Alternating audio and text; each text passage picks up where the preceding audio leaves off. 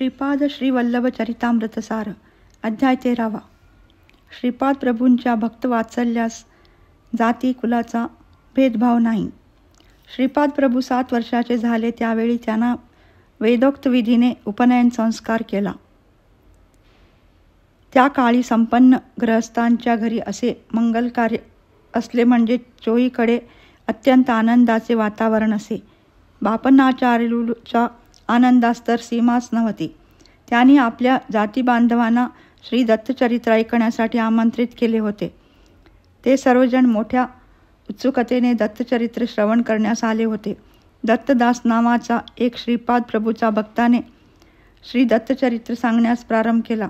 ते म्हणाले, पूर्वयुगात अनसूया आणि महर्षी अत्री या अतिपावन दाम्पत्यास एका पुत्राची प्राप्ती झाली. त्यांचे नाव दत्तात्रेय असे ठेवले होते.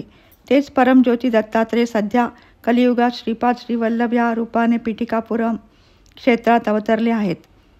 त्या महाप्रभूचे आज उपनयन झाले. उपनयनानंतर दिव्य तेजस्वी असे आपले प्रभू अधिकच तेजपुंज दिसत आहेत. अशा दीनजन उद्धारक असणाऱ्या प्रभूचे नित्य मांगल्य होऊ दे, हीच कथा दत्तदास सारखी सांगत होते आणि श्रोतेजन तन्मय होऊन ऐकत होते. असे 53 वेळा कथन झाले. दत्तदासावर श्रीपाद प्रभूंची अमृत दृष्टी पडली. उपनयन झाल्यानंतर तेथे असलेल्या ब्राह्मणांना ते म्हणाले, मी आता तत्काळ मालदासरीच्या घरी जाणार आहे. तेथे जाण्याचे कारण ज्यावेळी तेथील विप्रांनी विचारले त्यावेळी श्रीपाद प्रभू म्हणाले, विशुद्ध अंतकरण असलेला दत्तदास माझे चरित्र सांगत आहे.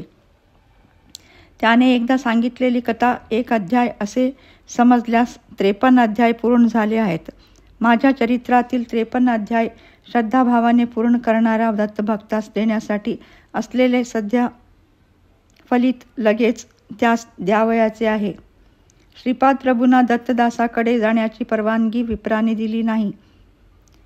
त्यावेळी श्रीपाद प्रभू क्रोधवेशाने म्हणाले, तुम्ही नीच जातीच्या लोकांना दाबून टाकीत आहात, परंतु त्यांच्यावर माझा कृपाकटाक्ष अधिक असल्याने येणाऱ्या शताब्दीमध्ये ते उन्नत स्थितीत असतील आणि तुमचे ब्राह्मणत्व, तुमचे अधिकार त्यांची सेवक वृत्ती धारण करून धर्मभ्रष्ट कर्मभ्रष्ट होतील. तुम्हा विप्रगणातील जे धर्मबद्ध होऊन श्री दत्त भक्ती करतील त्यांची मी डोळ्यात तेल घालून रक्षा करीन. श्रीपाद प्रभूच्या क्रोधावेशाला माता पित्याने शांत करण्याचा प्रयत्न केला. थोड्या वेळातच ते शांत झाले आणि त्यांनी मौन धारण केले. नेमके त्याच वेळी श्रीपादांनी दत्तदासाच्या घरी आपल्या दिव्य मंगल स्वरूपाने दर्शन दिले. दत्तदासाने अर्पण केलेली फळे श्रीपाद प्रभूंनी मोठ्या आनंदाने स्वीकारली आणि त्यांनी दिलेले दूध प्रेमाने प्राशन केले.